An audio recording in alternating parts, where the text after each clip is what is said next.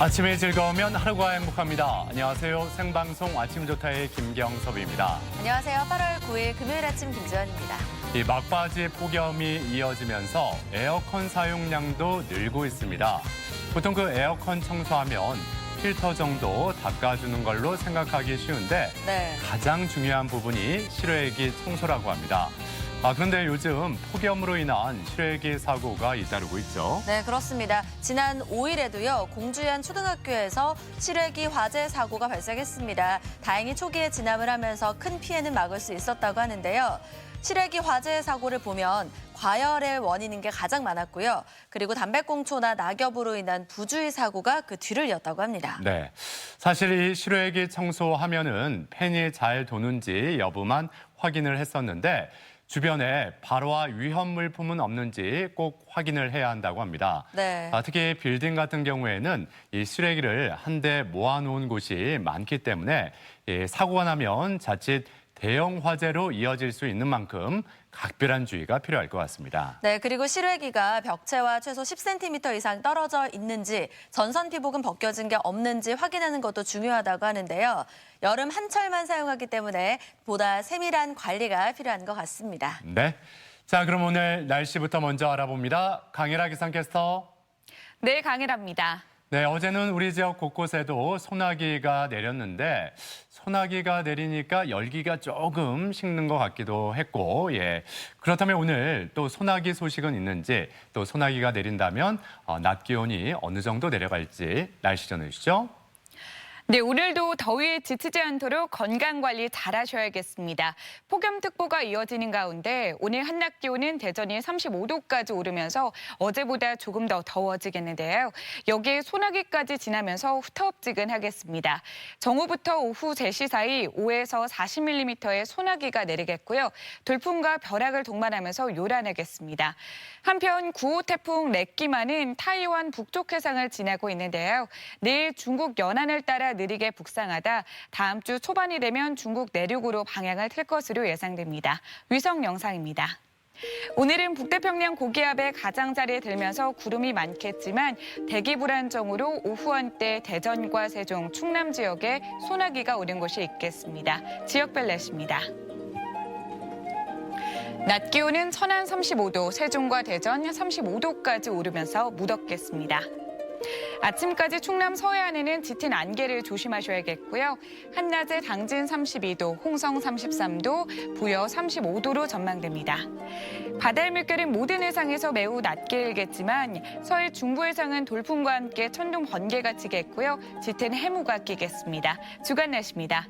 주말 동안 구름 많은 가운데 낮 기온이 35도까지 오르면서 폭염이 기승을 부리겠고요. 다음 주 월요일에는 비가 내리면서 더위가 한풀 꺾이겠습니다. 날씨였습니다. 네, 오늘도 후텁지근한 날씨가 이어진다곤 하지만 어제 절기상 입추였고 이번 주말에는 또 말복이 들어 있습니다. 네. 덥다 해도 이 폭염 언젠가는 조만간 끝이 나겠죠. 네, 그렇습니다. 게다가 절기상 쳐서도 보름 후면 다가온다고 하니까 오늘 아침 출근길 날씨도 아주 약간은 시원해진 것 같다라는 느낌도 들었는데요. 그래서 생각해보면 여름이 다 가기 전에 빨리 좀 즐겨야겠다 이런 생각도 들었어요. 그럼요. 이 여름에 즐겨야 더 맛있고 재미있는 것들이 분명히 있습니다. 자, 그래서 오늘 사진 사연 주제 이렇게 한번 정해봤습니다. 여름의 매력, 이것만은 꼭 즐기세요라고요. 네. 여름에만 느낄 수 있는 맛과 멋, 무엇이 있는지 사진 사연 많이 보내주시기 바랍니다. 네, 오늘도 보내는 방법 알려드릴게요. 생방송 아침이 좋다 앱을 내려 받으셔도 되고요. 혹은 인터넷 주소창에 아침이좋다.kr 입력하고 닉네임과 전화번호 쓰면 사진 사연 쉽게 보내실 수 있습니다. 사진 사연 보내주시면 선물도 드릴게요. 네. 자, 오늘 첫 소식, 우리 지역의 문화 예술 소식을 전해드리는 문화 나들입니다. 우리가 보통 그 미술관 하면은 미술관에 가서 조용히 작품만 감상을 해야 된다 이렇게 생각하기 쉬운데 요즘에는 이 미술관들이 다양하게 변화를 추구해서 우리에게 먼저 다가온다고 합니다. 그렇습니다. 바로 대전 시립미술관 얘긴데요. 작품이면 작품, 공연이면 공연, 예술 장르 모든 걸 만날 수 있는 곳이죠. 아이부터 어른까지 모두가 행복한 미술관으로 나들이 한번 떠나보시죠. 수많은 작품이 전시된 곳이자 조용히 숨죽이며 그림을 감상하는 장소. 우리가 가진 미술관에 대한 선입견일지도 모른다. 지금 대전시립미술관은 예술성에만 초점을 두지 않고 대중성을 담은 다양한 시도로 우리에게 좀 더 가까이 다가오고 있다.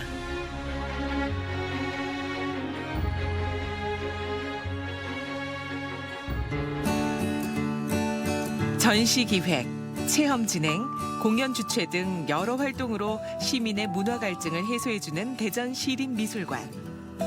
최근에는 2019 현대미술기획전 한국화 신와유기를 선보이며 그 옛날의 멋과 풍류를 미술관에 옮겨놓았다.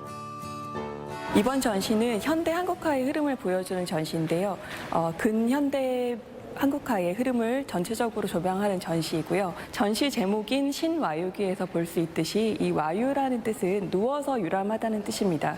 저희 선조들이 방 안에 그림을 걸어놓거나 여행기를 읽으면서 그 상상의 그런 풍광을 즐기곤 했었는데요. 전시장을 찾아주신 관람객들도 그런 식으로 편안하게 전시장에서 산수를 유람하실 수 있도록 하는 마음에서 기획하게 되었습니다. 원로 작가부터 신세대 대표 작가에 이르기까지 한국 화가 22명의 작품, 49점을 전시 중이다.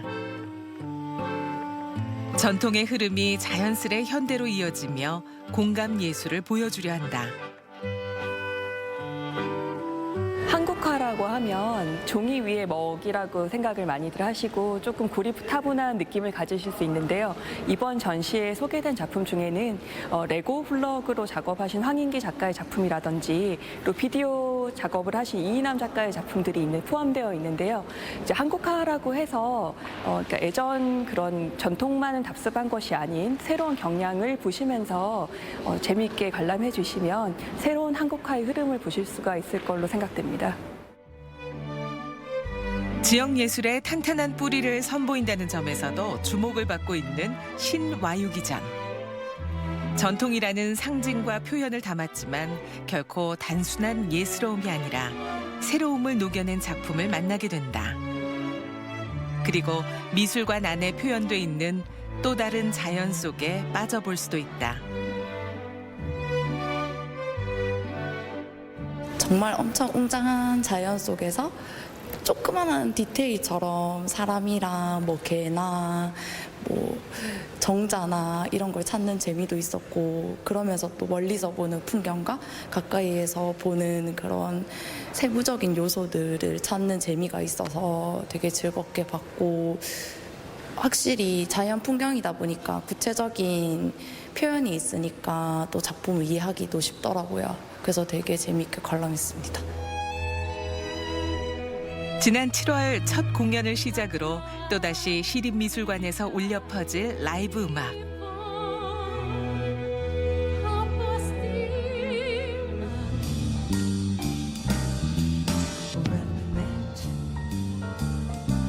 Beyond the shore, we'll kiss just like before.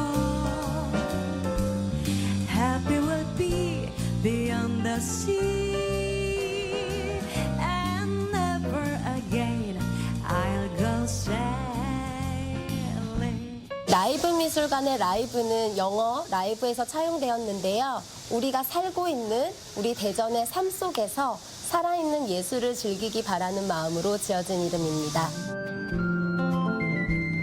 2019 대전 방문의 해 이벤트 중 하나로 미술관을 좀 더 가깝고 대중적인 공간으로 만들고자 기획된 공연이 11월까지 함께한다.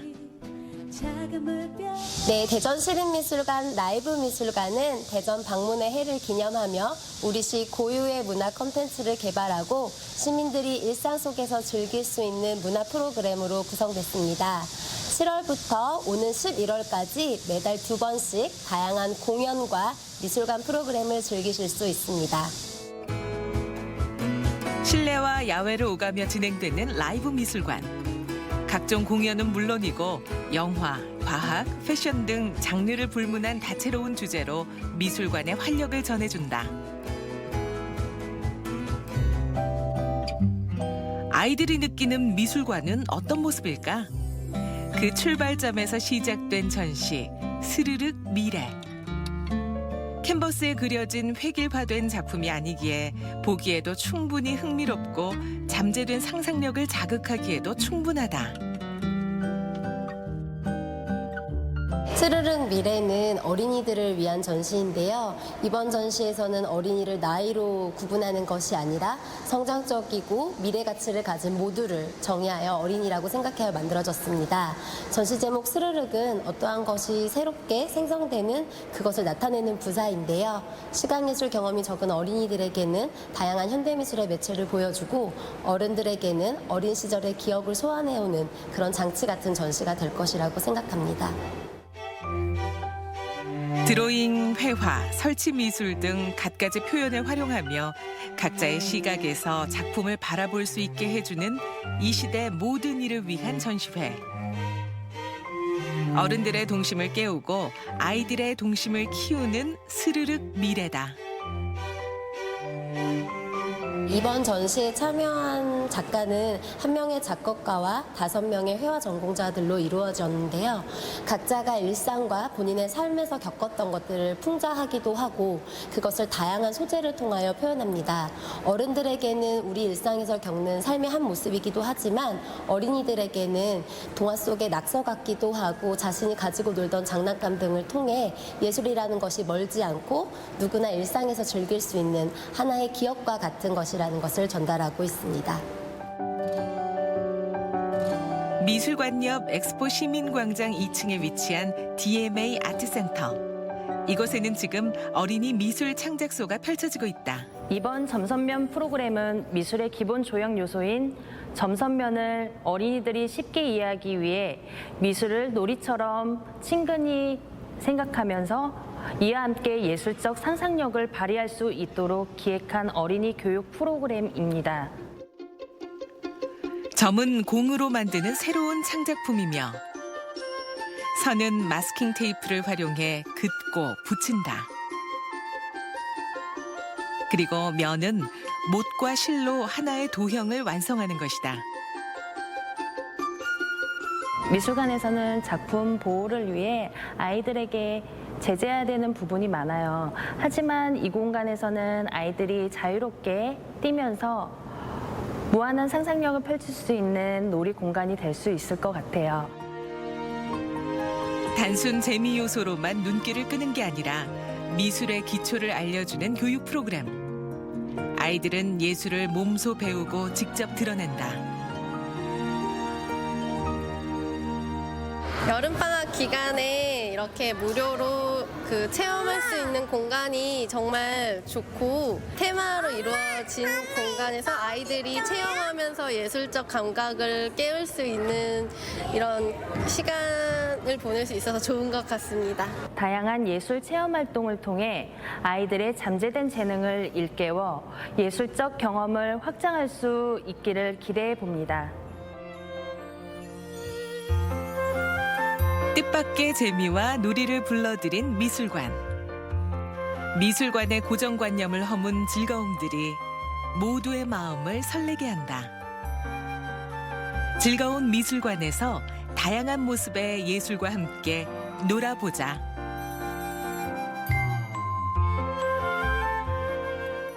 네, 이 눈으로만 보는 게 아니라 상상력을 가지고 오감으로 체험하다 보니까 더 많은 경험을 할 수 있을 것 같은데 네. 이 시대의 흐름에 맞춰 이 미술관도 정말 새롭게 변신을 하고 있다라는 생각이 들었습니다. 네, 그렇습니다. 특히나 한국화 신와요기 전의 경우에는 한국화에 대한 고정관념을 깨주는 그런 전시가 아닐까 싶습니다. 한국화의 재료가 단순히 한지나 먹이 아니라 블록으로도 가능하다라는 걸 보여줬잖아요. 굉장히 새롭고 독특했던 것 같아요. 그렇죠. 예. 또한 대전 시립미술관에서 열리는 라이브 미술관은 격주 토요일마다 다양한 공연들이 펼쳐집니다. 이번 주에는 가족 대상으로 한 미니 콘서트가 열린다고 하는데 미술관 홈페이지를 통해서 사전 예약을 받는다고 하니까 네. 이 점도 참고하셨으면 좋겠습니다. 네, 이렇게 미술관 나들이 다녀왔고요. 이번에는 전주로 한번 가보겠습니다. 요즘 더위로 푹푹 찌는 시간을 보내고 있는데 정말 최고의 아름다움을 뽐내는 꽃이 있다고 합니다. 바로 연꽃인데요. 전주의 덕진공원에 가면 연꽃 향이 가득하다고 하거든요. 그곳으로 떠나보겠습니다.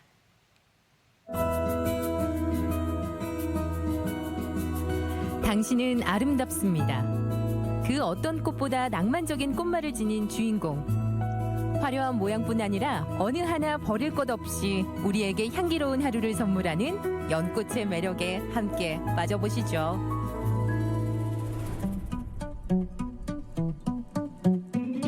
연꽃을 보니까 제 과거가 생각이 나요. 연꽃에서 싹 피어났거든요. 청아, 어디 갔다 이제 왔니? 아버지? 정말로 반가워. 잃어버린 저희 아버지?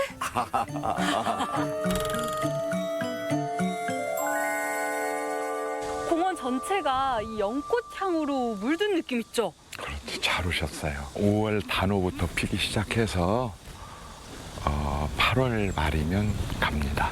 지금 아주 절정일 때 오셨어요.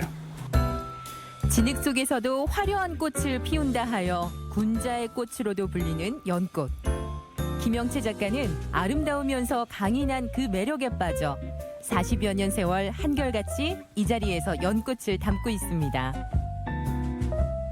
경주씨도 카메라를 꺼내 들었는데요. 선생님, 근데 아무리 봐도 아니 핸드폰으로 찍은 거는 뭔가가 아쉽단 말이에요. 저 이거로 찍으면 더 잘 찍을 수 있을 것 같은데 선생님 이거 좀 빌려줄 수 있어요? 물론요, 빌려드릴 수 있는데 네. 요새는 핸드폰도 엄청나게 좋아요. 그렇게 시작된 특별한 수업. 매년 똑같이 피고 지는 꽃이지만 찰나에 담기는 연꽃의 자태는 하루하루 매 순간 다르답니다. 하루 중에 언제가 가장 연꽃이 가장 예쁘게 펴요? 한 6시 넘어서 한 8시 사이. 연꽃이 분홍색이잖아요. 네. 부드러운 광선에서 빛을 제일 잘 받아요. 이때 연꽃을 찾아온 반가운 손님들도 있습니다. 백로가 막 날아요. 엄청 날르죠. 네. 그게 금년에만 볼 수 있는 풍경입니다. 향기로운 꽃을 알아보고 쉬어가는 백로까지. 올해는 유독 크고 풍성한 홍련이 만발하며 더욱 환상적인 연꽃 물결을 선사했는데요. 이 사이를 거닐고 나면 연꽃 향기에 그대로 취할 것만 같죠. 연꽃 향이 들려요. 향은 맡아야 되는데? 여기서는 들립니다. 오감을 다 통해서. 그 표현. 연꽃 향이 아주 강해서 짙고 강해서 참 우리는 듣는다고 그러죠. 마치 초록 바탕에 연분 홍빛 꽃잎을 그려놓은 듯한 덕진 연못의 연꽃 풍경은 덕진 채련이라 불릴 만큼 이름이 높습니다. 역사가 이렇게 오래된 연꽃밭은 우리 덕진연이 첫 번째일 거예요. 홍련은 대한민국 최고의 연입니다. 연꽃의 매력을 오늘 처음 발견했습니다. 저는 감사합니다. 빠질 것 같아요. 향긋한 연꽃 향에 또 한 번 취해볼까요? 이번엔 순수의 의미를 담고 있는 새하얀 백년을 만났습니다. 잎 하나하나가 이렇게 싹 물에 펼쳐진 모습이 너무 아름다워요. 사람의 마음을 편안하게도 해주는 마력 같은 힘이 있는 꽃입니다. 보는 것만으로도 충분히 아름다운 순백의 연꽃은 예로부터 차로 애용해 마시던 고마운 꽃이기도 한데요. 기분 좋은 향을 머금은 백년차 한 잔. 과연 맛은 어떨까요? 잠깐! 왜 이렇게 차를 한꺼번에 다 마시세요? 아니 연꽃 향이 너무 좋아가지고 입에 많이 머금으려고요. 7부 차, 3부 정. 제가 3부는 제 정성을 그 찻잔에 담아서 드렸잖아요. 차는요, 한 번에 다 마시는 게 아니고 두세 번에 나눠서 마시는 거예요. 그런 줄도 모르고 제가 그 정성을 원샷 해버렸네요. 우려내는 과정부터 한 입 머금는 순간까지 순하고 부드러운 연꽃향은 마음을 차분히 안정시켜주죠. 입안에서 아름다운 연꽃이 이렇게 피어나는 듯한 느낌? 향이 되게 아름다워요. 그러니까 뭐라고 표현해야 될지 모를 정도로 진짜 순 연꽃 100%. 연꽃 하나로 누려보는 여유로운 시간. 성질이 따뜻한 연꽃은 우리 몸에 이로운 역할까지 제대로 한다는데요. 이 백년차의 매력은 뭐예요? 이 연차를 보고 있으면 사람 마음이 그렇게 여유로워지고 잡생각을 좀 이렇게 멈추게 하는 그런 시각적인 효능이 있어서 저는 연차를 좋아하고요. 때묻지 않은 그런 느낌이 있어서 좋고요. 이렇게 한 송이를 우려도 여러 사람이 함께 마실 수 있어서 더욱 좋습니다. 연꽃의 매력 아직 끝이 아니죠.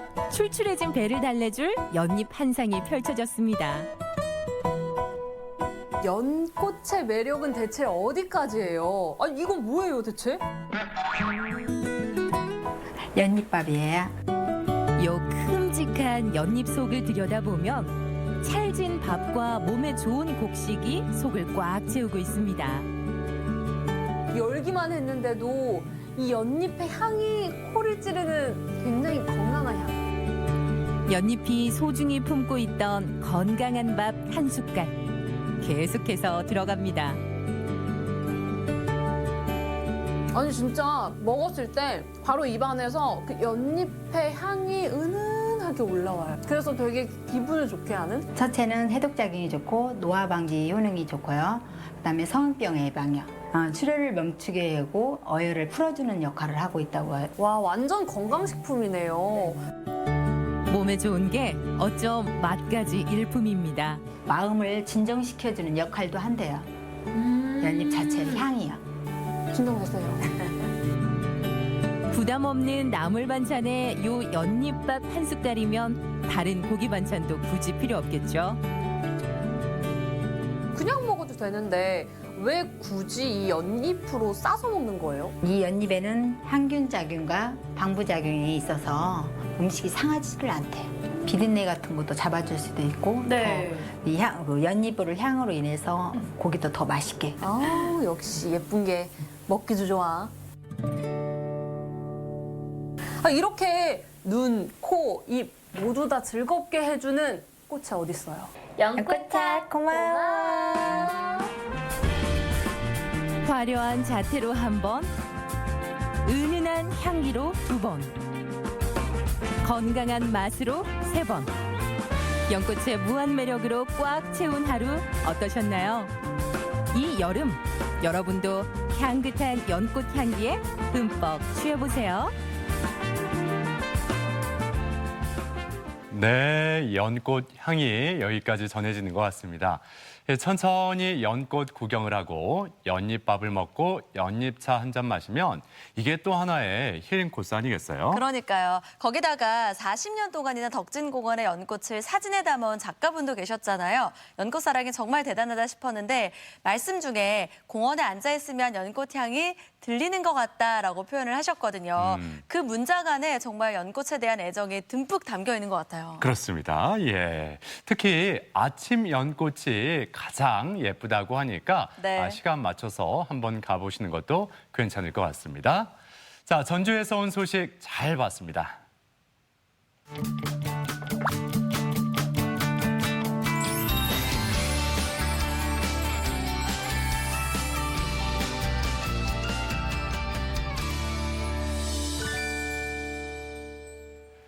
우리의 식습관이나 생활 습관을 그대로 보여주는 게 바로 배변 활동이 아닐까 싶습니다. 네. 이 배변 활동이 원활치 못하면 일상에 큰 불편을 느낄 수밖에 없는데 주변에 보면 이 대장 질환 때문에 고생하는 분들을 많이 볼 수 있더라고요. 네, 그렇습니다. 특히나 서구화된 식습관 등의 원인으로 인해서 대장암 발병률도 매우 높아졌다고 하는데요. 그래서 오늘 건강톡톡 시간에는 대장암과 관련된 자세한 이야기 나눠보도록 하겠습니다. 네, 오늘 도움 말씀을 위해서 소화기내과 전문의 김용석 원장 나오셨습니다. 어서 오세요. 안녕하세요. 네, 어서 오세요. 자, 현대인들의 고질병이라고 불리는 이 대장암, 과거에 비해서 환자 수가 상당히 많이 증가했다고 하는데 우리나라 대장암 환자는 어느 정도인가요?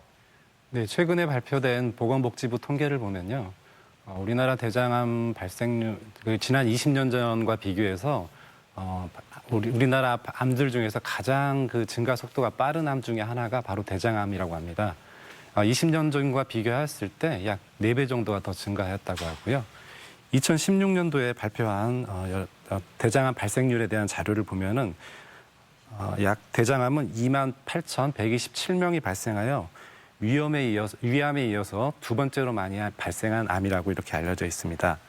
남녀 각각 발생률을 보면은요, 남자의 경우에 있어서는 위암, 폐암, 대장암, 전립선암, 간암 순으로 많이 발생하였고, 여성 같은 경우에 있어서는 유방암, 갑상선암, 대장암, 위암, 폐암 순으로 많이 발생하여서 남녀 모두 세 번째로 많이 발생한 암이라고 이렇게 알려져 있습니다. 주로 대장암은 서양에서 많이 발생한 암이라고 알려져 있었는데요. 2000년대 이후로는 우리나라에서 역시 많이 발생한 암으로 이렇게 통계 결과 나와 있습니다. 또한 2016년도에 아주 흥미로운 자료가 하나 있었는데요. 시군 구별로 각각 그 암 발생 확률에 대해서, 발생률에 대해서 발표한 자료가 있었습니다. 이 자료를 보면은 우리 대전 충청 지역 같은 경우에는 비교적 암 수검률은 높은 편이었고요. 암 사망률은 비교적 낮은 편으로 조사가 되었습니다. 하지만 이 대장암 발생률만을 따로 떼어서 조사를 해봤을 때는 타 지역에 비해서 비교적 높게 발생하는 것으로 나타나서 다른 암들보다 좀 더 관심이 많이 가는 이런 암종이라고 하겠습니다. 네. 말씀해 주신 걸 들어보니까 대장암이 정말 갈수록 발병률이 높아지고 있구나라는 생각이 드는데요. 대장암에 대한 얘기를 자세하게 나누기 전에 대장이라는 장기에 대해서 간략하게 짚고 넘어갈까요? 네, 우리 몸의 소화기관은 크게 식도, 위, 소장, 대장으로 나눌 수가 있고요. 우리가 음식물을 먹으면 소화기관을 거쳐서 대변으로 배출이 되게 됩니다. 위가 열심히 운동을 해서 섭취한 음식물을 소화시키면은 장이 소화된 음식에서 영양분을 흡수하는 역할을 하게 됩니다. 영양분을 흡수하는 주된 장기는 바로 소장인데요. 소장은 길이가 비교적 길고 흡수 면적이 넓어서 영양분을 잘 흡수할 수 있게 한다고 합니다. 소화기관의 마지막 장기가 바로 대장인데요. 대장은 길이가 약 1.5m 정도 된다고 하고요. 크게 항문 바로 위의 직장과 나머지 부분이 결장으로 나누어 볼 수가 있겠습니다. 이런 대장이 하는 일은 수분, 그러니까 물을 주로 흡수를 하고요. 또 전해질을 흡수하는 기능을 하고 있습니다. 그래서 대장이 고장이 나게 되면은 설사를 한다든지 변비 증상이 나타날 수가 있겠고요. 그리고 대장에는 정상적으로 이 세균들이 있어서 우리가 섭취한 음식을 더 분해시키고 또 일부에서는 비타민을 생성해서 이 생성된 비타민을 우리 몸이 흡수해서 사용하기도 합니다. 네. 아무튼 이 대장암이 식습관과 많이 연관이 있다 이렇게 알고 있는데 이 대장암을 일으키는 원인 좀 하나하나 짚어보죠. 네. 다른 암들과 마찬가지로 대장암도 어떤 딱 한 가지 원인에 의해서 생긴다기보다는 여러 가지 원인에 의해서 복합적으로 생긴다고 말씀드릴 수 있겠습니다. 특히 나이가 증가할수록 특히 50세 이상의 연령이 되면은 좀 더 대장암이 많이 증가된다고 되어 있고요. 먼저 말씀드린 대로 과다한 열량이라든지 동물성 지방을 많이 섭취해서 생기는 이런 식이라든지 식습관이 대장암을 일으키는 원인이 되겠습니다. 또한 과도한 음주와 흡연이 대장암을 일으키는 원인이 되고요. 신체 활동이 활발할수록 대장암의 발생률은 줄어드는 데에 비해서 신체 활동이 적을수록 대장암의 위험성이 좀 더 높아진다고 하겠습니다. 궤양성 대장염이라든지 크론병이라는 병이 있는데요. 이런 만성 대장의 염증을 일으키는 이런 장질환이 있을수록 약 5배 내지 20배 정도 대장암의 위험성이 좀 더 높아진다고 되어 있고요. 유전적 요인과도 연관성이 있습니다. 전체 대장암의 한 10% 미만에서 유전적 요인과 연관성이 있다고 되어 있는데 유전적 연관성이 높을수록 대장암 발생률이 굉장히 높다고 되어 있습니다. 또 흔히 대장 내시경을 할 때 제거를 하는 폴립 중에서 선종성 용종이 있는데 이것이 바로 대장암의 주된 위험 요인이라고 알려져 있습니다. 그 말씀 중에 그 크론병 말씀하셨는데 이거 좀 생소하다는 분도 계신데 이게 좀 희귀 질환인가요? 아니면 뭐 많이 나타나는 질환인가요? 네, 그렇게 아주 흔한 질환은 아닌데요. 예. 크론병이라든지 궤양성 대장염은 잘 낫질 않고 아주 장기간 동안 대장의 염증을 쭉 일으키기 때문에 대장 점막에 여러 가지 변화를 일으켜서 예. 좀 더 이른 나이에 좀 대장암의 위험성이 좀 더 높아진다고 알려져 있습니다. 그렇군요. 예. 네. 대장암의 원인을 쭉 살펴봤는데요. 어떤 암이든 초기에 발견해서 치료를 빨리 하는 게 중요하지 않을까 싶습니다. 그렇다면 대장암의 초기 증상은 어떤 식으로 나타날까요? 예, 안타깝게도 대장암의 초기 증상은 별로 없는 경우가 많고요. 증상이 나타났을 때는 이미 암이 많이 진행되어 있는 경우가 많습니다. 이런 대장암의 주요 증상들을 살펴보면요. 갑자기 변을 보기가 힘들어진다든지 아니면 배변 횟수가 변하는 등의 이런 배변 습관의 변화가 있다든지 설사라든지 변비 또는 변을 보고 나도 변을 안 본 것 같고 시원하지 않은 이런 잔변감이나 후준감이 있는 경우 변에서 피가 나온다든지 끈적한 점액변이 있는 경우 예전보다 변의 굵기가 가늘어졌다든지 갑자기 배가 아프거나 이유 없이 복부 팽만감이 있는 것 같은 이런 복부 불편감이 있다든지 체중 감소라든지 식욕 부진, 소화불량의 증상이 있는 경우 또 배에서 원인 불명의 덩어리 같은 것들이 만져지는 것들이 대장암의 주요 증상들이라고 얘기할 수 있겠습니다. 네. 그리고 앞서 대장의 평균 길이가 1.5m라고 이야기하셨는데 네. 이렇게 긴 장기 중에 이 암이 특별히 잘 생기는 부위가 따로 있을까요? 네, 대장암이 길이가 1.5m 되는 대장에 어디든지 대장암이 생길 수가 있는데요. 과거의 자료들을 보면은 항문 바로 위에 직장과 구불결장에서 약 50% 정도가 발생하고요. 상행결장에서 약 25% 정도, 횡행결장과 하행결장에서 약 25% 정도가 대략적으로 발생한다고 알려져 있었습니다. 생활 습관이 그러니까 소득 수준이 높을수록 대장암은 주로 안쪽에 많이 발생하고 소득 수준이 낮은 나라일수록 대장암은 주로 직장 쪽 항문 근처에 많이 발생한다고 이미 자료들이 나와 있는데 최근 우리나라도 소득 수준이 높아지고 생활 습관이 서양화되면서 지금 최근에 발표되는 자료들을 보면은 대장 좀 더 안쪽에 대장암이 많이 발생된다 하는 자료들이 많이 나오고 있어서 과거에는 항문 근처에 직장이나 구불결장에 많이 생겼지만은 최근 우리나라에서도 점점 안쪽에 대장암이 좀 더 많이 발생한 추세로 바뀌고 있는 게 아닌가 이렇게 추측을 하고 있습니다. 네, 대장암이 생기는 부위가 여러 군데가 있는데요. 그렇다면 이렇게 생기는 부위에 따라서 증상도 다르게 나타나는지 궁금한데요. 예, 대장은 그 대장의 직경, 그러니까 굵기와 항문과의 거리에 따라서 크게 우측 대장과 좌측 대장, 직장으로 나눌 수가 있고요. 이 나눈 세 부분에 따라서 각각 증상들이 조금씩 다르게 나타날 수가 있겠습니다. 장의 굵기가 직경이 굵은 우측 대장의 경우에 있어서는 암이 자라나기까지 시간이 오래 걸려서 이렇게 장을 막아서 생기는 장 폐색 증상은 잘 나타나지 않고요. 출혈이 장기간 지속되었을 때 생길 수 있는 빈혈 증상이라든지 또 배에서 덩어리가 만져지는 같은 증상이 나타날 수가 있습니다. 이에 비해서 상대적으로 좌측 대장은 장의 직경이 가늘기 때문에 장 폐색 증상이 좀 더 나타날 수가 있고요. 변비라든지 변이 가늘게 나타난다든지 가스 배출이 안 되어서 생기는 불편감들이 생길 수가 있겠습니다. 직장암은 항문과의 거리가 가깝기 때문에 암에서 피가 나는 경우 바로 혈변으로 나타날 수가 있겠고요. 변을 볼 때 통증이 생긴다든지 보고 나서도 시원하지 않은 이런 잔변감들이 생길 수가 있겠습니다. 네, 이렇게 부위에 따라 다양한 증상들이 나타나는데 이 증상 중에 특히 이 변비 있지 않습니까? 이 변비, 현대인들 만성 변비로 고생하는 분들이 꽤 많다고 들었는데 이게 변비가 있는 분들은 일단 이 대장암을 한 번 정도는 의심해 볼 필요가 있다는 말씀일까요? 어떻습니까? 네, 변비가 있다고 해서 다 암이 발생률이 높다는 건 아니고요. 변비가 생기는 원인이 여러 가지가 있을 수가 있는데요. 장 안에 변이 내려가는 길을 막아서 생기는 변비가 있을 수도 있고 또한 뭘 잘 못 먹었을 때 또한 변비가 생길 수도 있고요. 배변 습관을 보는 차이에 따라서 변비가 생길 수가 있습니다. 대장암과 변비와 관련성은 이 바로 암이 자라나서 장을 막았을 때 생기는 증상으로 나타날 수 있는 거기 때문에 변비가 있다고 해서 무조건 대장암이 생기는 건 아니지만 대장암의 증상 중에서 변비가 하나의 증상으로 나타날 수는 있겠습니다. 네, 그렇기 때문에 정기 검진도 꽤 중요하겠다 이런 생각이 먼저 드는데 근데 이렇게 대장암 검사를 통해서 내시경 검사를 통해서 용종이 발견돼서 자주 뗀다 하는 분들도 주변에서 볼 수가 있는데 맞아요. 이렇게 용종을 자주 떼는 분들은 대장암 발병률이 높다 이렇게 볼 수 있을까요? 어떻습니까? 예, 대장 용종이라고 하는 것은 장 내강 안으로 점막 안으로 이렇게 툭 튀어나와서 자라나온 혹을 말하는 것으로서요. 크게 악성 용종과 양성 용종으로 나눌 수가 있겠습니다. 양성 용종은 선종성 용종과 과용성 용종, 또 염증성 용종으로 나눠볼 수가 있는데요. 이 선종성 용종이 바로 대장암을 일으키는 원인이 되기 때문에 내시경 검사를 할 때 이런 용종들을 제거를 해주는 것이 중요합니다. 내시경 검사를 할 때마다 용종이 있어서 제거하시는 분들은 같은 자리에 계속 용종이 생기는 게 아니라 용종이 생길 만한 이런 환경적인 요인이 잘 갖춰져 있기 때문에 여기저기 생기시는 분들이라서요.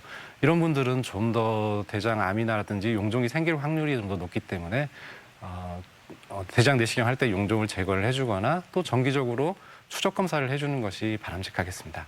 네, 그렇다면 어느 경우에 이 추적 검사를 해야 될까요? 네, 대장 용종만 가지고 말씀을 드리면 일단 용종을 제거했던 분들은 추적 검사가 필요하실 거고요. 또 용종 중에서도 선종을 3개 이상 제거를 했다거나 크기가 1cm 이상의 용종이라든지 조직 검사에서 육모성 선종이라든지 아주 고도의 이용성을 보이는 경우 또 1cm 이상의 톱니 모양 선종일 경우에는 재발 위험성이나 대장암 위험성이 높기 때문에 통상 약 3년 정도 있다가 대장암 검사를 다시 한번 시행을 받는 게 좋고요. 물론 이제 가족력이라든지 과거력이 있다든지 또 전에 용종을 제거했던 그 절제 상태에 따라서 이거보다는 좀 더 이른 시기에 대장 검사를 시행받는 경우가 있을 수가 있겠습니다. 또 그렇지 않은 경우에 있어서는 대략 한 5년 주기로 대장 내시경 검사를 시행받는 것이 좋겠습니다. 보통 흔히 어르신들께서 대장 내시경은 5년마다 하는 게 아닙니까? 이렇게 말씀을 드리는데 앞에서 나온 자료들과 같이 꼭 그렇지 않다는 거 다시 한번 말씀드리고 싶습니다. 네. 네. 자, 그리고 흔히 대장암은요, 잘 먹어서 생기는 암이다 이런 얘기도 하는데요. 실제로 그럴까요? 네, 잘 먹어서 생기는 질환이라고 알려져 있고요. 네, 맞습니다. 특히 어떤 음식과 음식의 종류에 상관없이 칼로리가 높으면 높을수록 대장암이 더 잘 생긴다고 알려져 있고요. 이와 관련해서 비만할수록 대장암이 좀 더 많이 생기는 것으로 알려져 있습니다. 음식 중에서는 붉은색 살코기라든지 고단백식, 고지방 식이 습관이 대장암 위험성을 좀 더 높인다고 알려져 있습니다. 붉은색 살코기란 흔히 소고기라든지 돼지고기, 양고기들이 있고요. 이런 고기들은 생선이라든지 닭 가슴살 같은 이 흰색 살코기들과는 좀 더 대비되는 고기들이 되겠습니다. 이런 고기들이 왜 대장암을 일으키는지에 대해서는 확실하진 않지만 아마도 칼로리가 굉장히 높고 지방 함량이 높기 때문에 좀 더 대장암을 잘 일으키지 않나 이렇게 보아지고 있고요. 또한 이런 고기들을 되게 조리를 할 때는 기름에 튀긴다든지 아니면 불에 직접 굽는다든지 훈제를 하게 되는데 이런 조리 과정에서 또한 발암 물질이 유발이 되는 게 아닌가. 그래서 대장암의 위험성을 높이지 않는가 이렇게 생각이 되어지고 있습니다. 네, 그렇군요.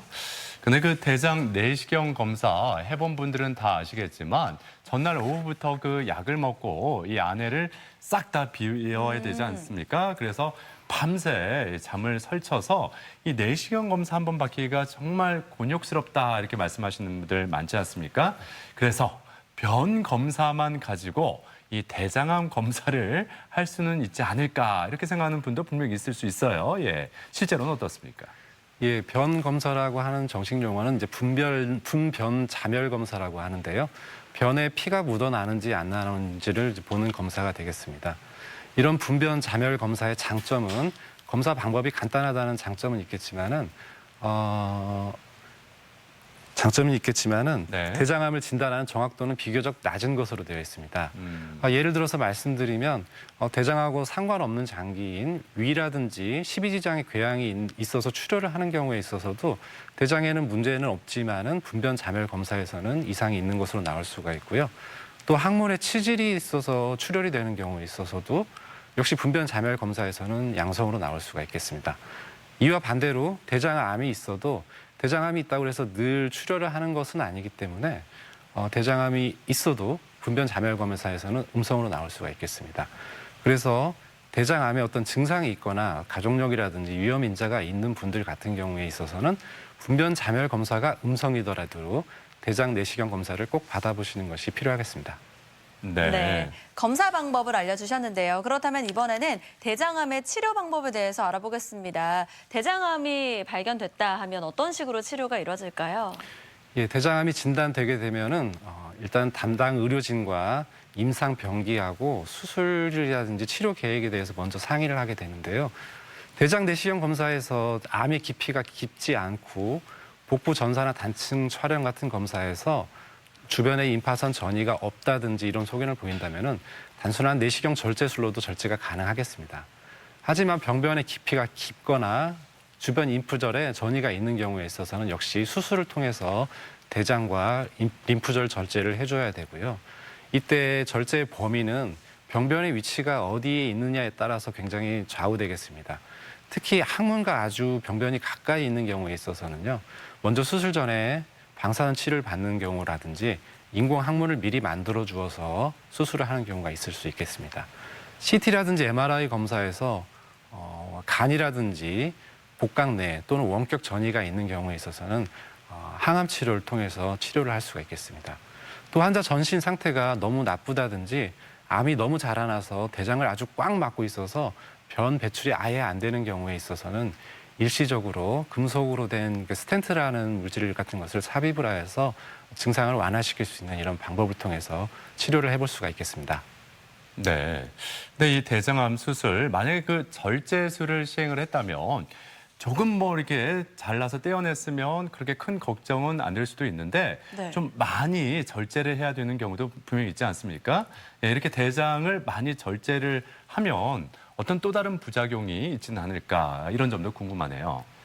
네, 보통 대장 수술을 하게 되면은 어느 일정 정도 범위만큼 절제를 하게 되긴 하지만요. 보통의 일상적으로 하는 수술 가지고는 증상이 크게 나타나지는 않습니다. 물론 암 범위가 너무 커져서 장 전체를 절제한다든지 그러면 앞서 말씀드린 대장의 역할이 수분을 흡수한다든지 이런 역할을 하기 때문에 만성적인 설사가 일어날 수 있는 증상이 있긴 하겠지만은 보통 통상적인 수술 정도의 범위에 있어서는 크게 보통 증상을 많이 심하게 일으키지는 않는 것으로 되어 있습니다. 뭐 소화에 뭐 영향이 있거나 이런 건 없나요? 그런 거라기보다는 이제 설사라든지 이런 장 증상에 따른 이런 트러블에 따른 증상이 나타날 수 있겠습니다. 그렇군요. 예. 자, 아무튼 이렇게 대장암 생기기 전에 예방하는 게 또 최선의 치료법 아니겠습니까? 대장암을 평소에 예방할 수 있는 수칙 같은 거 다시 한번 정리해 주시죠. 네, 일단 시기를 고칼로리의 시기 이런 시기를 적당히 줄이고 채소와 야채 그다음에 과일이 섞여 있는 골고루 영양소가 섞여 있는 이런 음식들을 섭취하는 게 중요하고요. 금연을 한다든지 또 금주, 절주를 하는 것이 매우 중요하겠습니다. 또한 규칙적인 운동을 해서 비만 예방을 하는 것이 중요를 하고요. 대장암의 위험성이 높은 군에 있어서는 일찍부터 조기 대장암을 발견을 위한 검사들을 시행해 주는 것이 좋겠고요. 대장 내시경 할 때 발생되는 선정들은 바로바로 제거를 해주는 것이 매우 중요합니다. 이 마지막 예방법으로 다시 말씀드리고 싶은 것은 정기적인 대장암 검사를 규칙적으로 하는 게 매우 중요한데요. 가끔 진료실에서 환자를 보다 보면은 환자분들께서 나는 지금까지 뭐 배가 아픈 적도 한 번도 없었고 소화 안 된 적도 없었고 화장실도 너무 잘 가고 규칙적으로 잘 보는데 내가 왜 대장암이 걸렸습니까? 라고 말씀하시는 분들이 가끔 계십니다. 초기 대장암은 증상이 없는 경우들이 많기 때문에 이런 증상이 없더라도 대장암이 발생할 수 있거든요. 그래서 증상이 전혀 없는 경우라도 일정 정도의 연령이 지나면은 정기적으로 대장암 검사를 꼭 시행받는 것이 가장 중요한 점이라고 하겠습니다. 네. 자, 이렇게 대장암에 관련해서 자세하게 얘기 나누고 있는데요. 계속해서 시청자 여러분들이 남겨주신 궁금증도 하나씩 풀어보도록 하겠습니다. 첫 번째 질문입니다. 대장암 증상이 있는지 확인할 수 있는 자가진단 방법이 있을까요? 라고 물어보셨네요. 네, 뭐 여러 가지 저 항목들이 있겠지만은 일단 제가 생각하기에는 갑작스러운 배변 습관의 변화가 생겼다든지 또는 뭐 갑작스러운 뭐 변비가 생겼다든지 이런 증상이 있을 때 한번 고려를 해볼 수가 있겠고요. 또 갑작스러운 혈변이 생겼을 때도 역시 고려를 해볼 수가 있겠습니다. 또한 원인 불명의 복통이라든지 소화불량증이 있을 때도 역시 고려를 해볼 수가 있겠고요. 또 여러 가지 검사에서는 이상이 없지만은 갑작스러운 빈혈이 있을 때도 역시 고려를 해볼 수가 있고, 또 원인 불명의 체중 감소가 있을 때, 또 배에서 어떤 만져지는 종괴가 덩어리가 있을 때 이런 것들이 자가로 해볼 수 있는 여러 항목 중에 해당이 되는 게 아닌가 이렇게 생각이 됩니다. 네. 네. 자, 그리고 앞서 대장암 증상 말씀드릴 때 제가 질문 드린 내용과 겹치는데 다시 한번 좀 이렇게 답변을 해주시면 좋겠습니다. 자, 질문 내용이 변비가 심한 편입니다. 혹시 변비가 대장암의 원인이 되기도 하나요? 이렇게 질문하셨네요. 네, 앞서도 말씀드렸다시피 변비라는 것은 어떤 하나의 증상이거든요. 그러니까 변이를 잘 보지 못하는 증상인데 변비가 나타날 수 있는 원인은 여러 가지가 있겠습니다. 배변 습관을 잘못된 배변 습관을 가지고 있다든지 또는 먹는 음식 자체의 양이 적어져서 변비가 나타날 수도 있고요. 장 운동이 떨어져서 변비가 생길 수가 있고 아니면은 대장이 그러니까 변이 내려가는 길에 뭔가 변을 못 나가게 가라고 막고 있을 때 바로 변비가 생길 수가 있는데요. 이런 다양한 증상이 다 변비로 나타나게 됩니다. 따라서 변비가 있다고 해서 대장암이 생기는 위험성이 높은 건 아닙니다.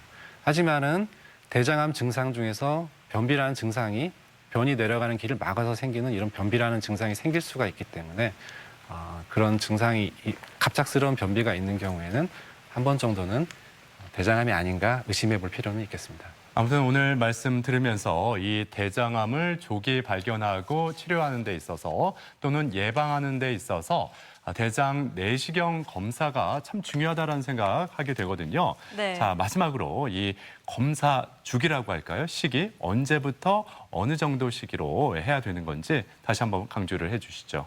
네, 우리나라의 권고안에 따르면 보통 50세 이상 나이부터 대장암 검사를 하도록 되어 있고요. 네. 최근에 발표한 자료들을 보면 좀 더 이른 나이 검사를 하도록 이렇게 좀 다시 또 개정이 추진되고 있는 중입니다. 네. 이제 그 중에서도 아주 고위 위험군이 있다고 앞에서 말씀드렸는데요. 유전적 소인이 있는 경우라든지 어떤 대장암이 발생이 잘 될 만한 소인이 있다든지 여러 번 제거하셨다든지 가족력이 있다든지 이런 분들께서는 좀 더 이른 나이에 대장 내시경 검사를 하는 것이 중요하겠습니다. 50세 이상의 대장 내시경 검사를 하는 시기에 있어서도 적어도 5년에 한 번 정도는 최소한 5년에 한 번 정도는 검사를 하시는 게 중요합니다. 앞에서 말씀드렸지만 나는 이게 5년에 한 번씩 대장 검사를 하고 있는데 왜 그러십니까? 이렇게 하시는 분들도 계시긴 한데 여기서 5년이라는 거는 아무 증상이 없고 내가 아무 아프지도 않더라도 적어도 최소한 5년에 한 번은 받으셔야 된다. 이런 개념으로 생각을 하시면 좋겠습니다. 네. 네. 자, 이렇게 오늘은 대장암에 관련해서 얘기를 나눠봤고요. 다음 이 시간에는 한방으로 보는 턱장애에 대해서 얘기 나누겠습니다. 궁금한 점 있으신 분들은 게시판에 남겨주세요. 자, 지금까지 소화기내과 전문의 김용석 원장과 함께했습니다. 오늘 도움 말씀 고맙습니다. 고맙습니다. 계속해서 우리 지역 날씨 알아봅니다. 강혜라 기상캐스터. 네, 오늘도 많이 덥겠습니다. 이럴 때일수록 여유 있는 마음을 가지시는 게 중요하겠는데요. 폭염특보가 이어지는 가운데 오늘 한낮 기온은 대전이 35도로 어제보다 조금 더 더워지겠습니다. 여기에 소나기까지 지나면서 후텁지근하겠습니다. 정오부터 오후 3시 사이 5에서 40mm의 소나기가 내리겠고요. 돌풍과 벼락을 동반하면서 요란하겠습니다. 한편 9호 태풍 렉기만은 타이완 북쪽 해상을 지나고 있는데요. 내일 중국 연안을 따라 느리게 북상하다 다음 주 초반이 되면 중국 내륙으로 방향을 틀 것으로 예상됩니다. 위성 영상입니다. 오늘은 북태평양 고기압의 가장자리에 들면서 구름이 많겠지만 대기 불안정으로 오후 한때 대전과 세종, 충남 지역에 소나기가 오는 곳이 있겠습니다. 지역별 날씨입니다. 낮 기온은 천안 35도, 세종과 대전 35도까지 치솟겠습니다. 한낮에 당진 32도, 홍성 33도, 부여 35도로 전망됩니다. 바다의 물결은 모든 해상에서 매우 낮게 일겠지만 서해 중부 해상은 돌풍과 함께 천둥 번개가 치겠고요. 짙은 해무가 끼겠습니다. 주간 날씨입니다. 주말 동안 구름 많은 가운데 낮 기온이 35도까지 오르면서 폭염이 기승을 부리겠고요. 다음 주 월요일에는 비가 내리면서 더위가 한풀 꺾이겠습니다. 날씨였습니다. 생방송 아침 좋다는 항상 가족 여러분의 참여를 기다리고 있습니다. 방송 보시면서 궁금했던 점이나 좋은 방송 소재 있으면 언제든지 연락만 주시면 되겠습니다. 네, 오늘도 여러분께서 여름을 즐기는 사진과 사연 많이 보내주셨거든요. 한 장씩 보겠습니다. 0587번님, 여름과 물, 뗄래야 뗄 수 없는 조합이죠. 물 있는 곳에는 폭염과 나이 불문하고 풍덩풍덩 뛰어들고 싶은 마음이 듭니다. 발이라도 담가야 또 이 떠나는 여름에 대한 예의가 아닐까 싶습니다. 그럼요. 발 담가야죠. 그래서 발을 담그셨군요. 예. 시원해 보여요. 예. 5674번님, 여름하면 역시 시원한 아이스크림이죠. 특히나 밥 먹고 나서 먹는 게 더 맛있는 것 같은데요. 먹다가 그만 아이스크림이 떨어져 버렸어요. 너무 욕심을 부린 걸까요? 네, 욕심 부리셨네요. 3층 석탑도 아니고 아이스크림 3층 탑을 드시려다가. 아유, 빨리 드셨어야죠. 예. 0795번님, 여름의 매력은 바닷가에 가서 발 담그는 겁니다. 아이들과 파도가 따라온다고 하면서 뛰어노는데 저까지 동심으로 돌아간 것 같아서 참 행복했습니다.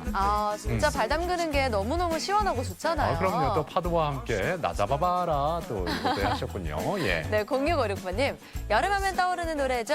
빙수야, 팥빙수야. 저는 팥 대신에 딸기 빙수요. 사진 보니까 또 먹고 싶네요. 보기만 해도 그냥 시원해 보입니다. 예. 딸기 빙수도 어떤 맛일지 궁금한데요. 딸기 맛이겠죠? 네. 4241번님, 여름에는 당연히 수영장이 최고죠. 이틀 연속 다녀왔습니다. 내년 벌써 기다려집니다. 무더운 날씨 건강 유의하세요 하셨는데 수박 안고 계신 거예요? 튜브, 수박 튜브인데 뭐 내년까지 기다리십니까? 한 번 더 가시면 되죠. 네, 또 다녀오세요. 네. 7658번님, 여름에 콩국수는 꼭 먹어야 됩니다. 덥다고 식사를 대충 하면 건강에 해롭습니다. 이럴 때 시원하고 든든한 콩국수가 최고죠. 최고죠. 정말 콩국수 잘하는 집에 가서 이렇게 콩국수를 먹으면 정말 이렇게 건강해지는 느낌 받고 옵니다. 든든하죠. 예. 8144번님, 우리 가족 건강을 위해서 청귤청을 담아서 여름 내내 시원하게 마시고 있습니다. 날씨가 서늘해지면 따뜻하게 마셔보려고 합니다. 여름 건강하게 보내세요. 너무 맛있을 것 같아요. 청량감. 그러니까요. 맛있어 보입니다. 네. 5200번님, 아이들이 어렸을 때 여행을 많이 가고요. 금강 유원지로 물놀이도 자주 갔죠. 지금은 두 아이 모두 결혼하고 나니 이제 사진으로만 지난 여름을 그리워하고 있습니다. 네, 빛바랜 사진을 보니까 그때 추억이 고스란히 담겨 있는 것 같습니다. 예. 자, 이렇게 오늘도 많은 분들이 사진 참여해 주셨는데 모든 분들께 감사드리고 세 분께 행운을 전해드리겠습니다. 네, 계속해서 우리 지역의 문화 행사 소식도 전해드릴게요. 2019 항공우주특별전이 9월 1일까지 국립중앙과학관 특별전시실에서 열리고요. 대전 워터페스티벌은 15일부터 18일까지 대전 엑스포 다리 1원에서 펼쳐집니다. 대전 국제 와인 페스티벌은 23일부터 25일까지 대전 컨벤션 센터에서 마련됩니다. 한여름밤 숲속의 작은 음악회가 17일 저녁 7시 만인산 자연휴양림 야외 음악당에서 열립니다. 제7회 콩밭 열무축제가 오늘과 내일 이틀간 충남 논산 채운리 일원에서 펼쳐지고 한여름밤의 신정호 별빛축제는 내일까지 충남 아산 신정호 잔디광장 일원에서 만날 수 있습니다. 우리 지역의 문화행사, 축제와 함께 즐거운 시간 만들어 가셨으면 좋겠습니다. 공사로 인해 이른 여름방학이 들어간 대전의 한 초등학교. 2달이라는 시간을 보다 알차게 보내기 위해서 엄마들이 직접 나섰습니다. 10년 넘게 이어왔던 육아 품앗이 노하우를 유감없이 발휘하고 있는 월평 일동 주민들. 행복하고 즐거운 방학 이야기 월요일에 함께 만나보세요. 네, 현대인들이라면 누구나 이 스트레스를 피할 수 없고 그렇다고 매사 긍정적인 생각을 하면서 생활하기가 쉽지가 않죠. 네. 이럴 때 행복감을 높여주는 5가지 습관이 있다고 합니다.